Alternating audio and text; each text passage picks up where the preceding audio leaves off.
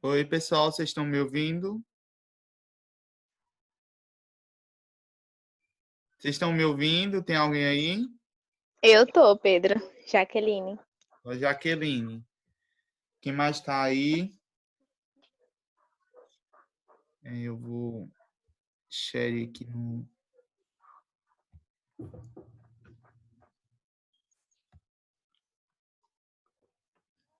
Então, pessoal, a gente já tem algumas atividades, né? Tem aqui a de finanças públicas. Eu vou estar encerrando o fórum, eu já vou colocar outra atividade hoje. Qual vai ser a outra atividade? Assim que terminar a live, eu vou terminar aquele texto que eu estava fazendo de licitação e vou colocar para que vocês respondam umas questões, também em formato de tarefa. Vocês compreenderam a forma que eu quero receber? Vocês entenderam lá de auditoria? Cheguei agora, tô perdido. Sim. Pois se encontre, Lucas. Dê um... Como é que... aperte a bússola para você se encontrar. Aí dá tudo Não certo. tem bússola. Viu? Porque eu acho que você deveria fazer que nem tio Rodrigo. Tio Rodrigo, que é a favor ou não dessas coisas aí do grupo Budejar sobre política, ele não estipulou mais prazos para as atividades dele. Coisa que o senhor deveria se espelhar. Ave Maria. Pedro. Tá cortando o áudio de vocês.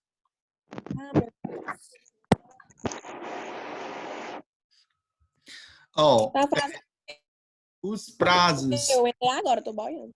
Os prazos para quem tem internet, e a gente sabe quem tem internet e quem não tem, porque o sistema ele sabe quantas vezes você entrou, quantas vezes, qual foi a data de último acesso, quanto tempo você para tá lá na plataforma. Oi, Lorena Gata. A gente sabe de tudo que acontece na plataforma. Então, para essas pessoas é 15 dias. Senhor, tá comendo? Eu não. Tempo suficiente porque a internet tá ruim. Quê? Aí fica bugando. Vocês estão me escutando, não? Tô. Eu tô. Tô.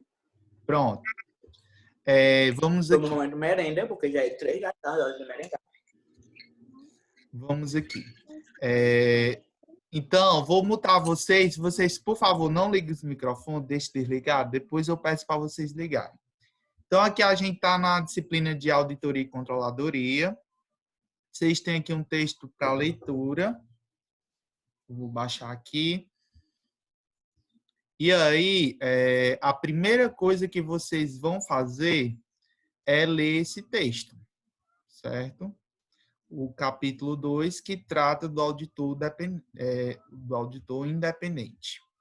E aí, quais são os tópicos desse capítulo? Saber o que é esse auditor independente, então a gente vai ter, ele vai fazer uma distinção entre o que é o auditor independente, o que é o auditor interno e o que é o auditor fiscal. O livro traz essa diferença desses três, né? Diferenciar as funções desses três auditores, é o segundo tópico. Conhecer os órgãos normatizadores da profissão do auditor, que a gente já tinha visto lá naquele capítulo anterior, né?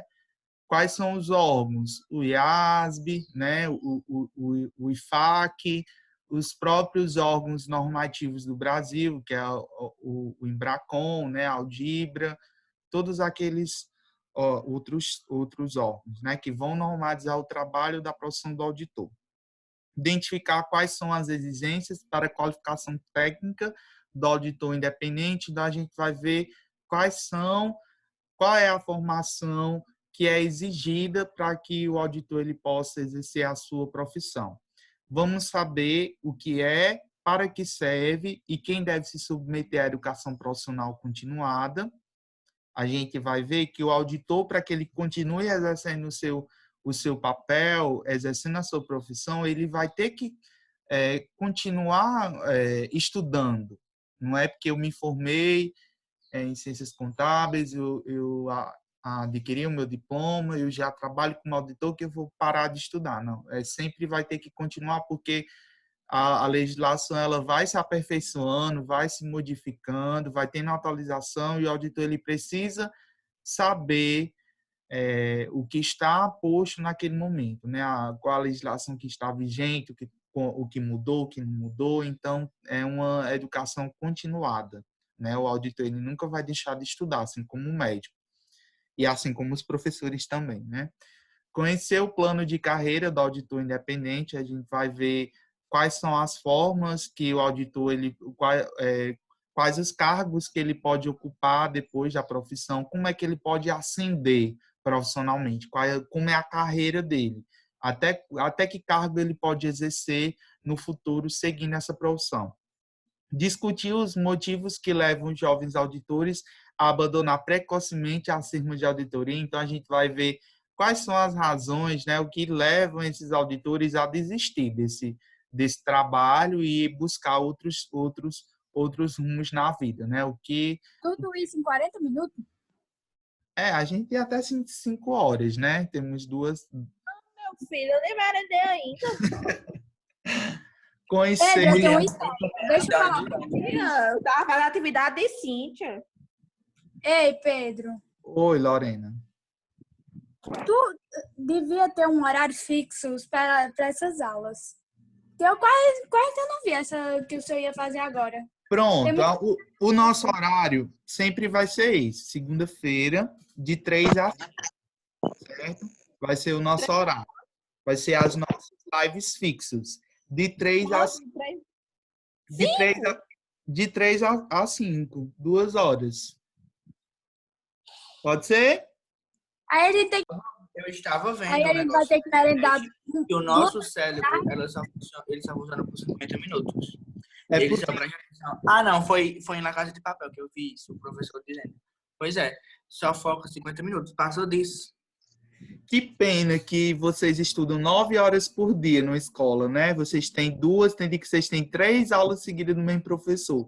Uma aula de 50 minutos, sendo que isso é 40.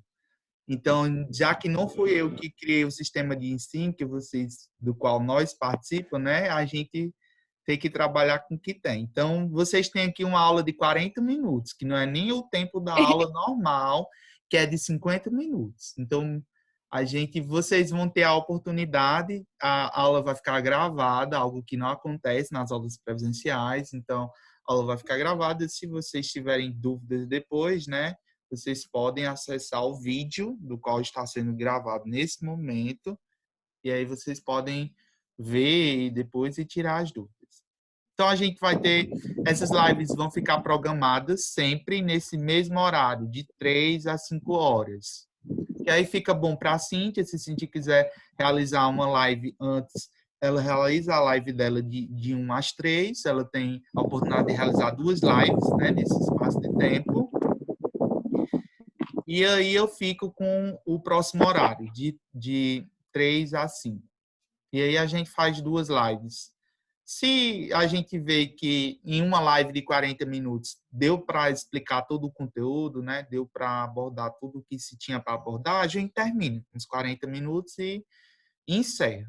Caso não, aí a gente abre outra live, eu mando o link para que vocês possam participar, tá bom? Então vamos continuar aqui, né?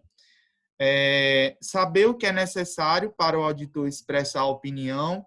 O auditor independente, depois que ele termina o seu trabalho, ele vai fazer um relatório de auditoria. Esse relatório a gente vai depois estudar, que a gente vai ver que existem 4 tipos de relatório.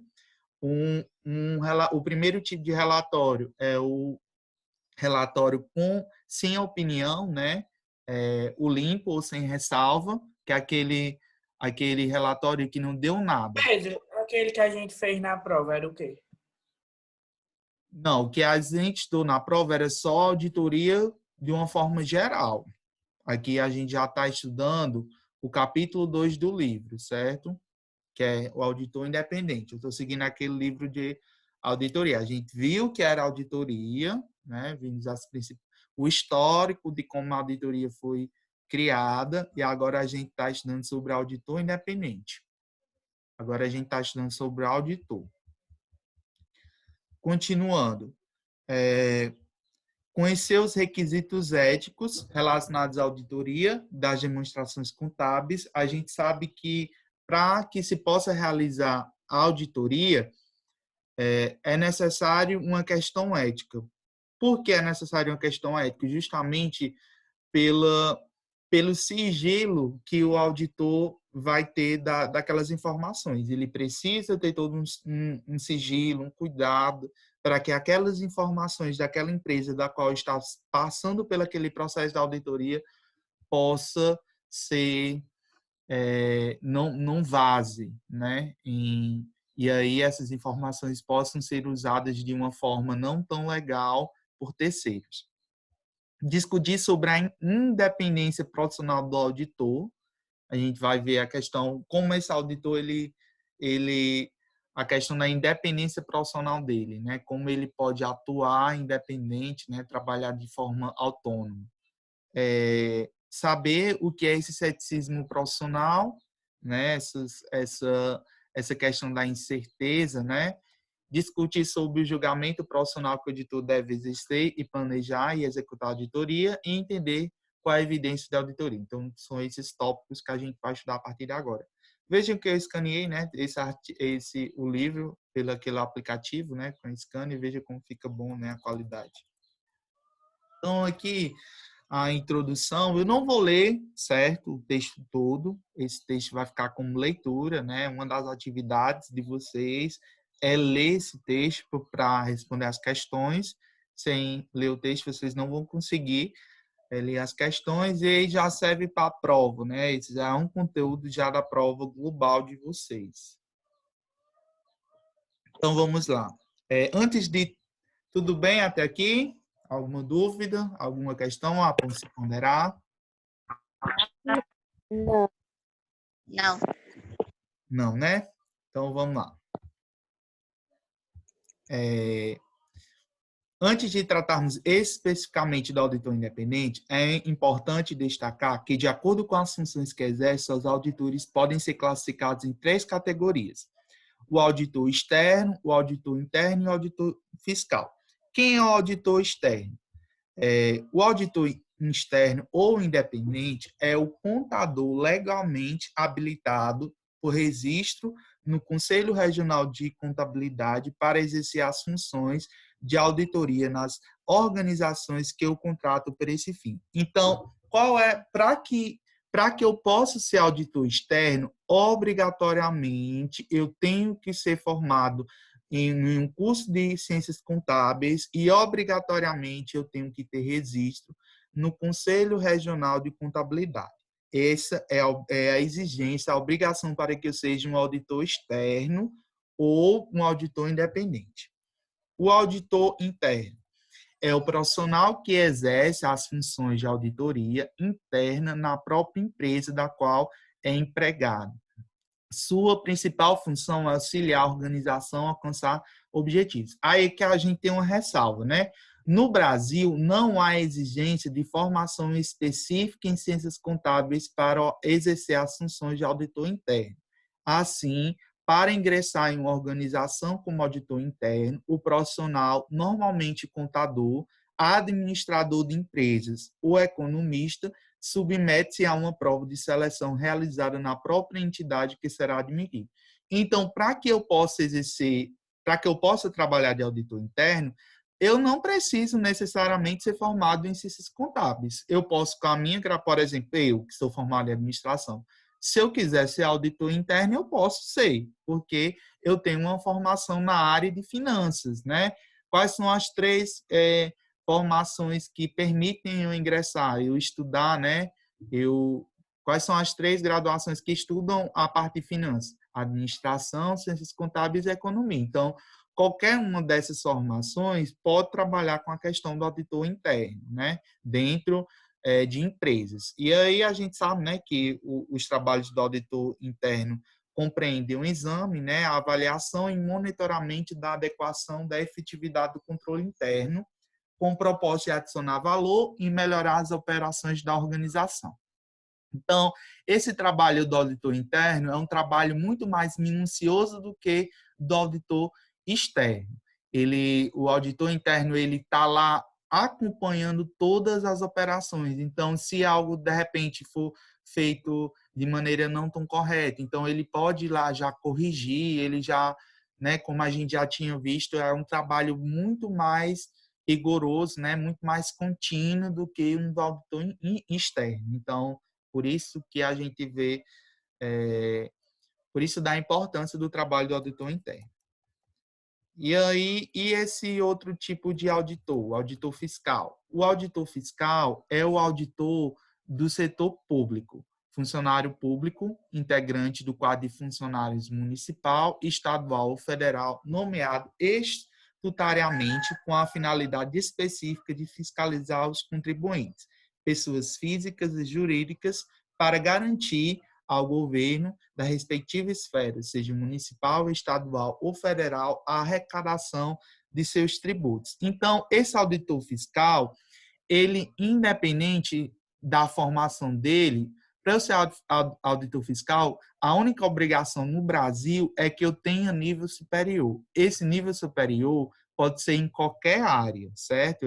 Bem em cima diz aqui, ó. Tradicionalmente, a auditoria interna é aquela mantida por organizações privadas com o fim de auxiliar a administração no pleno funcionamento de seus controles internos. Entretanto, o poder público também mantém a auditoria interna como uma de suas técnicas integrantes do sistema de controle interno, com finalidades não só de auxiliar a administração, visando a garantir a fidedignidade de seus controles internos, como também para fiscalizar outros órgãos. E até mesmo agentes do serviço público para exigir o cumprimento das obrigações principais ou acessórias contidas em leis ou em outros derivados de seus dirigentes. Aí tem aqui, ó, para ingressar como auditor nesses órgãos públicos, o candidato deve ser aprovado em concurso público. Normalmente é exigida apenas formação superior em qualquer área, embora tenham mais chance de serem aprovados os profissionais formados em ciências contábeis, administrativas, econômicas e jurídicas. Então, para eu ser um auditor fiscal, para que eu possa ingressar nessa profissão, né, eu não preciso necessariamente ser formado em administração, em ciências contábeis, em economia. Não, basta eu ter o nível superior. Se eu for formado em pedagogia, fizer um concurso para ser auditor da Receita Federal, eu posso ser auditor, desde que eu tenha lá um ensino superior. Agora, se eu quiser ser auditor independente de uma firma de auditoria, aí sim, obrigatoriamente eu tenho que ter, ser formado em ciências contábeis e ter o registro como contador. Se eu quiser ser auditor interno de uma empresa, aí vai depender da empresa, né? A formação que a empresa exigir. Mas, geralmente, se exige que seja uma formação dentro da área de finanças, ou seja formado em administração ou ciências contábeis ou economia. Até aqui, alguma dúvida? Algo que vocês queiram colocar dentro do que foi exposto? Sim, não? Não. Minha voz está clara? Vocês estão conseguindo me ouvir? Pedro, tem gente que tá com dificuldade, viu, de entender. Tá ótimo. Às vezes corta o áudio, viu, Pedro? Mas, de modo geral, dá para compreender, né? Tá. Eu vou mutar aqui e continuar, certo? Então, a gente vai continuar aqui o texto.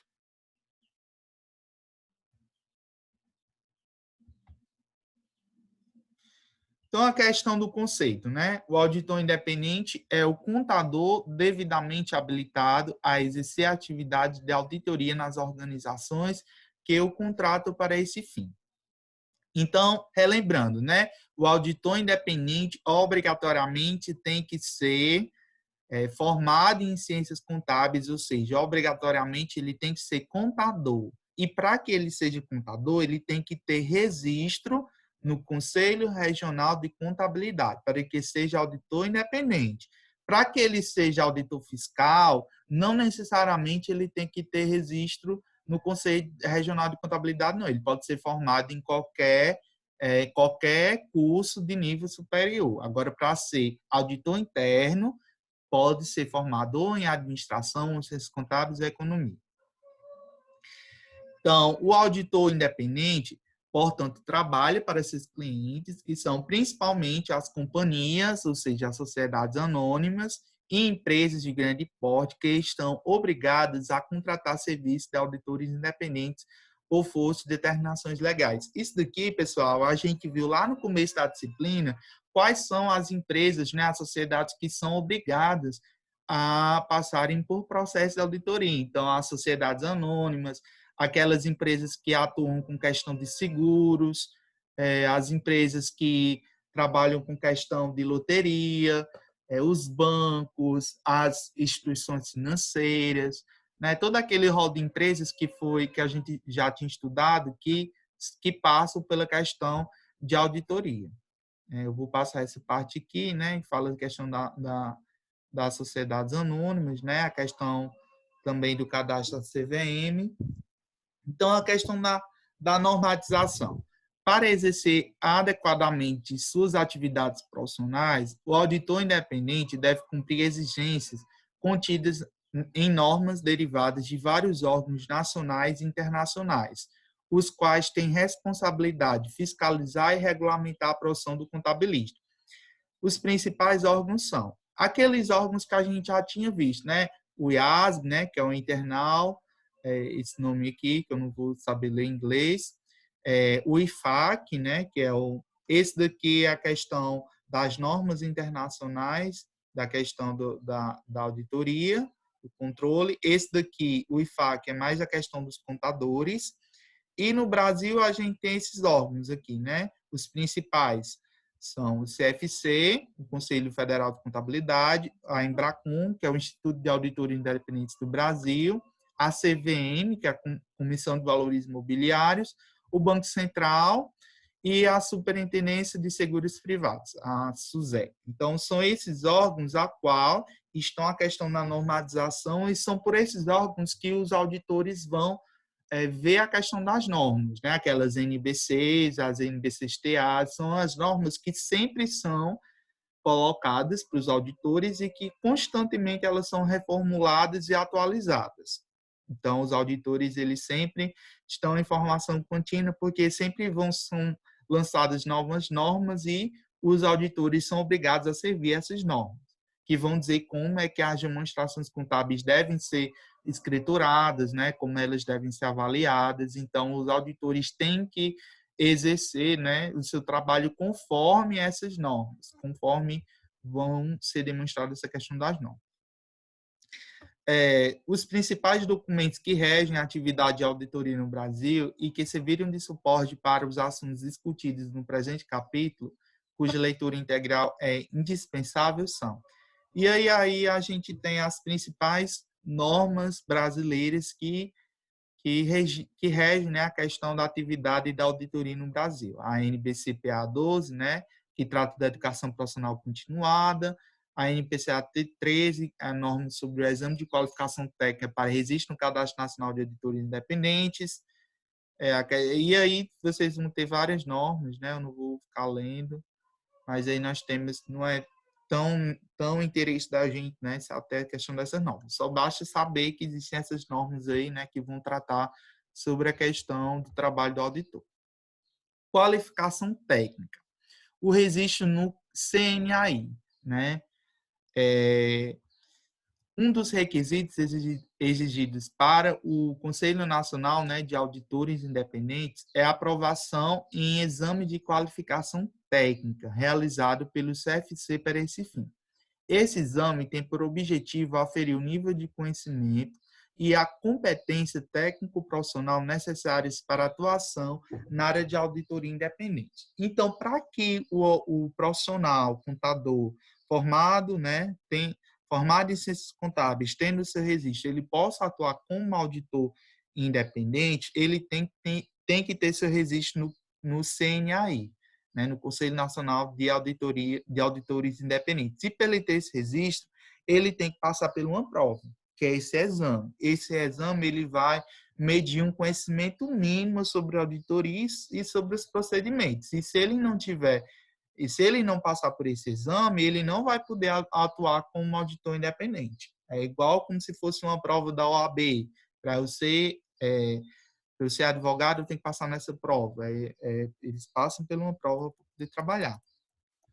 É importante salientar que o auditor independente deverá atuar em organizações que estejam subordinadas à CVM, como as companhias de capital aberto, ao Banco Central do Brasil, instituições financeiras, como os bancos em geral, a Superintendência de Seguros Privados, etc. Dessa forma, além do cadastro do CNAI, de acordo com a área de atuação que o auditor independente escolher, ele deverá se submeter à prova de qualificação específica, também aplicada pelo CFC para se cadastrar nesses órgãos. Então, se, por exemplo, o auditor ele for trabalhar em uma empresa que presta seguros, uma seguradora, por exemplo, ele vai ter que fazer essa prova do CNAI específica para um auditor na área de seguros. Então, ele vai ter que fazer esse registro também lá na SUSEP, na Superintendência de Seguros Privados. Então, além do cadastro no CNAI, ele tem também, de acordo com a área que ele vai atuar, ele também vai ter que submeter uma prova de qualificação técnica específica para aquela instituição que ele vai trabalhar. Se for em instituições financeiras, no Banco Central também, além da CVM, certo? De acordo com o ramo que ele for trabalhar. Tudo bem, pessoal? Vocês ainda estão aí? Estão me ouvindo? Ou vocês só me mutaram e foram merendar? Eu tô merendando aqui, né? Vocês estão entendendo? Falem alguma coisa? Sim. Sim. Sim, meu professor. Vocês estão comentar alguma coisa? Comentar alguma coisa? Não, né? É o quê? Vocês querem comentar alguma coisa? Não. Tá ótimo, Maria. Os comentários a gente deixa pro senhor. Então vamos. Tá cansativo? Tá bom? Não tá? Posso continuar dessa Tô forma? comendo uma pipoca. Isso é tão engraçado. Me dê, Rita de Cássia. Como é que eu vou passar pelo computador, Davi? Eita, Davi Pidão, viu? Tchau. Vou Ô, desligar o Vitória. Existe na CVM. O anfitrião. Falta só 10 minutos, certo? Quando terminar, eu lanço outra live. Eu acho que eu só botei só 30 minutos. Aí por isso que já tá, em vez de eu botar 40, eu botei 30. Mas vamos lá. Existe na CVM. Conforme estabelece o artigo 1º da instrução da CVM de 308 de 99, o auditor independente, para exercer atividade no mercado de valores imobiliários, está sujeito ao registro na Comissão de Valores Imobiliários.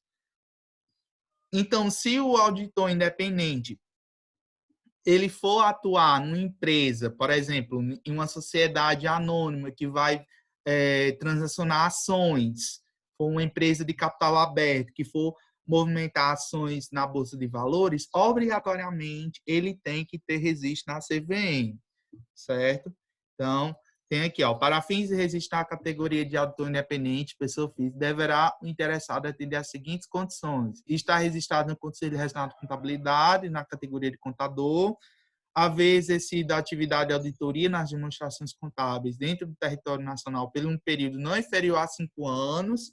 Então, ele tem que já ter sido auditor, certo? No mínimo 5 anos, consecutivos ou não, certo? A contida a data de registro no CRC.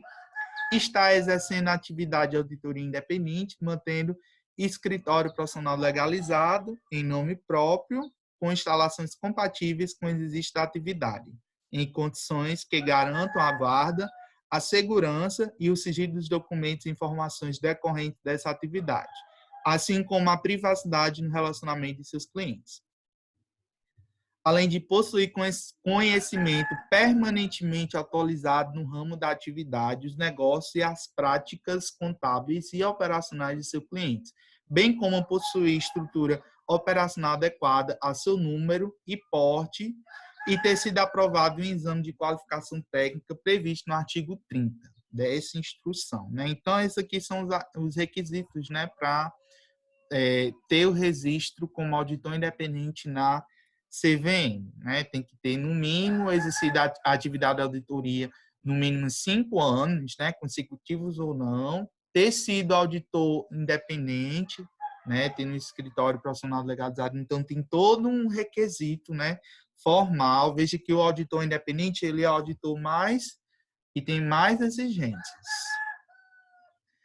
Tá mesmo, viu? Aqui no sítio é galo, é cachorro, é tudo. Quando vocês vierem morar em sítio, vocês vão ter essas coisas. Então, vamos lá. Registro na SUSEP. Os critérios aplicáveis aos contadores que pretendem atuar como auditores independentes nas entidades supervisionadas por Superintendência de Seguros Privados, as SUSEPs, estão arrolados no item 5.11 da NBCPA 13, como a obrigatoriedade de estar registrado no Cadastro Nacional de Auditores Independentes. Para ter o registro na SUSEP é bem mais simples. Ele precisa só ter o registro no CNAI e ter o registro no CFC, né? Precisa ter esses dois registros. O registro da CVM é bem mais complexo do que o da CNAI. Quem está escrevendo, hein, mexendo aí? Eita, como vocês são danados. Deixa eu falar mal dos galos aqui. Certificação Sem querer, fui eu sem querer. Vamos aqui. Certificações internacionais do auditor interno. Embora não exista no Brasil exigência de qualificação profissional para exercício das funções de auditoria interna, há um organismo internacional, que é o Instituto Internacional de Auditores. Esse organismo, ele tem convênio no Brasil, certo? Com a Audibra, que é responsável por realizar exames para o fornecimento de certificações. O que são essas certificações? Essas certificações, eles qualificam o trabalho do auditor. É tipo um ISO. Não sei se vocês já viram nas lojas, em alguns supermercados, a questão das certificações de qualidade.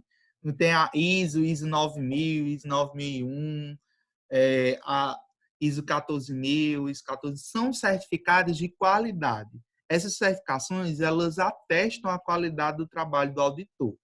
Então, elas são importantes para dizer como o trabalho do auditor está classificado. Então, nas firmas de auditoria, quando a empresa ela vai contratar uma determinada firma de auditoria, ela vai escolher de acordo com essas certificações. Se a firma de auditoria é certificada, então quer dizer que ela passa pelo todo um processo de qualidade, certo? Então, uma firma que tem uma certificação, ela tem uma credibilidade bem maior do que uma que não tem. Então, para que essas empresas de auditoria possam ganhar essas certificações, elas passam por toda uma questão, né? Tem todos uns requisitos para que essas empresas elas possam ganhar essas certificações de qualidade. E aí eles passam por processo de avaliação, tanto dos auditores quanto da empresa, né? Que eu não vou ler muito, não estou passando só por cima, certo? Depois vocês dão uma lida geral, né? Eu estou só explicando, né, cada parte. A questão da educação profissional. Oi, Lorena. Esse negócio tem quantas páginas? 30. Misericórdia. Falta só 3 minutos. Tu vai mandar pra gente, Pedro? Oi? Tu vai mandar pra gente? Eu já mandei, está no... Já está disponível na plataforma. Pedro, aí o senhor vai fazer outra videoaula, é? Sim, falta só 3 minutos para acabar. Incrível. Deixa eu falar uma coisa aí que eu pensei. Fale. Tipo assim, eu falei pra tu que no grupo tem muita mensagem, né? Aí tem vez que os alunos entram e tá com 300 mensagens. Aí quem é o doido que vai ler essas 300 mensagens? Aí eu pensei do senhor botar as coisas importantes na descrição do grupo. Pode ser. E vocês mesmo podem colocar que vocês são Pode ser. Aí, tipo assim, ó. vocês são administradores, né? São mais inteligentes do que eu por essas tecnologias. Vocês mesmos. Ô, Pedro, é só escrever. Eu não sei, não. Isso é Vixe, Maria. diferente, Aí não. ensina, meu colega. É só dizer quantas atividades. Aí bota assim, atividade tal em tal lugar. Aí tem tipo, ó, tem live hoje tal hora. Pronto, assim. Seria muito mais fácil. Pronto. Meu colega. Aí fica aí a dica aí para vocês fazerem isso daí. Vocês são, todo mundo é administrador do grupo, então vocês podem fazer isso. Então, continuando aqui, falta só 2 minutos para encerrar a live. Aí eu vou já mandar o link já da outra, para a gente continuar. Eu só terminei esse tópico. Liga os microfones de vocês que ficam um barulho aí. Eita, estão quebrando os pratos por aí. Ave Maria, Liga quando os é o galo de microfones. A educação profissional continuada é a atividade programada, formal e reconhecida pelo CFC, visando manter, atualizar e expandir os conhecimentos técnicos indispensáveis à qualidade e ao pleno atendimento das normas que regem o exercício da atividade da auditoria das demonstrações contábeis. Então, como eu havia falado desde o começo da aula, né, o profissional auditor, ele passa por uma atualização constante. Então, ele está sempre estudando as normas que são lançadas, né? Ele tem que, assim como o médico, né, que todo dia estão havendo doenças novas, né, remédios novos, então o médico tem que se atualizar. Da mesma forma, é o profissional de contabilidade, né, o auditor, que tem que estar estudando sempre suas, né, essas normas. Pessoal, falta só 1 minuto para terminar. Eu vou encerrar a live aqui e aí vou mandar o link para que vocês possam continuar. Eu acho que quando eu fui gravar só... Não, tá os 40 minutos mesmo, certinho. Vou encerrar a live aqui e vou mandar o link no grupo para que a gente possa continuar, tá bom? Tchau.